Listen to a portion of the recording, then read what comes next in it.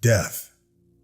Therefore, the most awful of evils is nothing to us, seeing that, when we are, death is not coming, and when death is coming, we are not.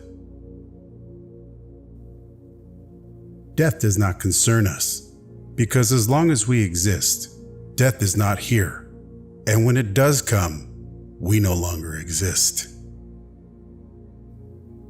It is possible to provide security against other ills. But as far as death is concerned, we men live in a city without walls. The art of living well and the art of dying well are one.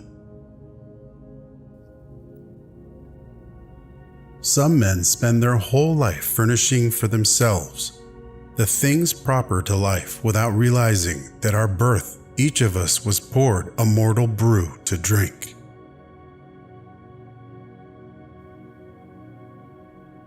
It is not so much our friends' help that helps us, as the confidence of their help.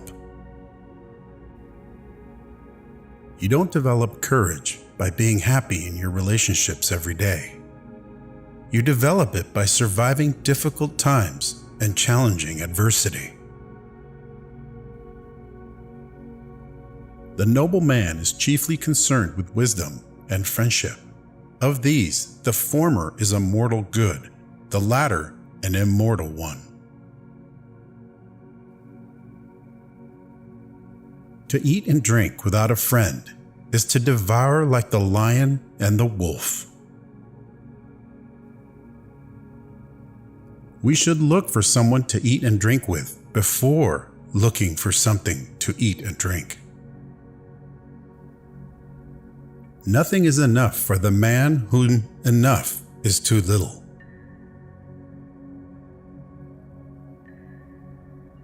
He who is not satisfied with a little is satisfied with nothing. The misfortune of the wise is better than the prosperity of the fool. I was not, I was, I am not, I care not. He who has peace of mind disturbs neither himself nor another. Misfortune seldom intrudes upon the wise man. His greatest and highest interests are directed by reason throughout the course of life.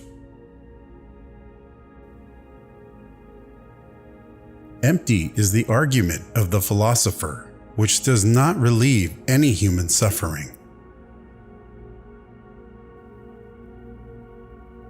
The fool's life is empty of gratitude and full of fears. Its course lies wholly toward the future.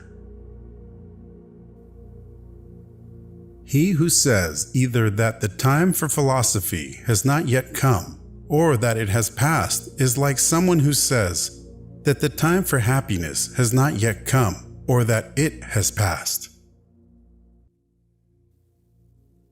The greater the difficulty, the more the glory in surmounting it. Live in obscurity. If a person fights the clear evidence of his senses, he will never be able to share a genuine tranquility. He who least needs tomorrow will most gladly greet tomorrow. It is not the pretended, but the real pursuit of philosophy that is needed, for we do not need the appearance of good health, but to enjoy it in truth. If God listened to the prayers of all men would quickly have perished, for they are forever praying for evil against one another. It is folly for a man to pray to the gods for that which he has the power to obtain by himself.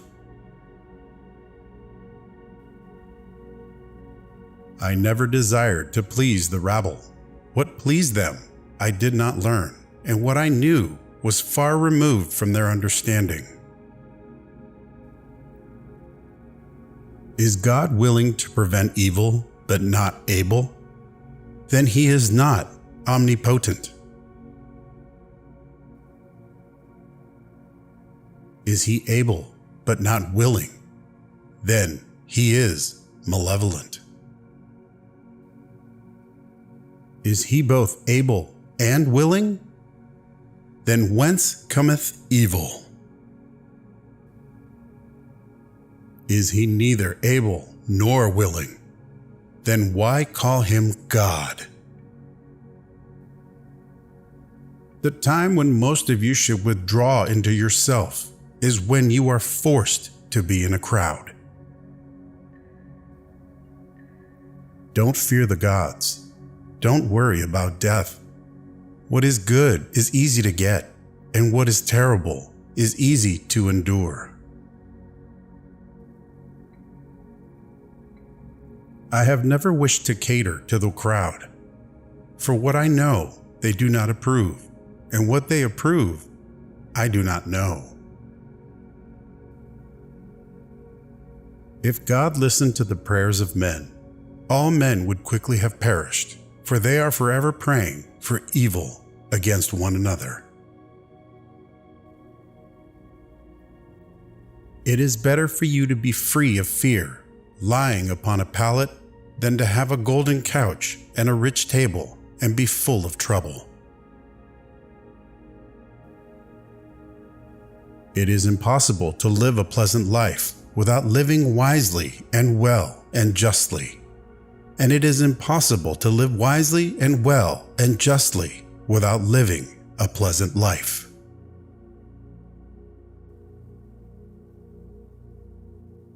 If thou wilt make a man happy, add not unto his riches, but take away from his desires. A free life cannot acquire many possessions, because this is not easy to do without servility to mobs or monarchs. There is no such thing as justice in the abstract. It is merely a compact between men. Justice is a kind of compact not to harm or to be harmed. The wealth required by nature is limited and is easy to procure, but the wealth required by vain ideals extends to infinity. Never say that I have taken it, only that I have given it back.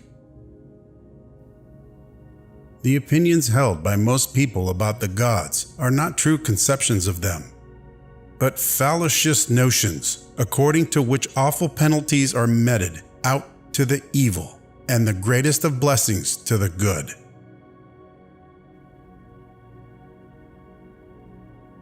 We must exercise ourselves in the things which bring happiness, since if that be present, we have everything, and if that be absent, all of our actions are directed towards attaining it.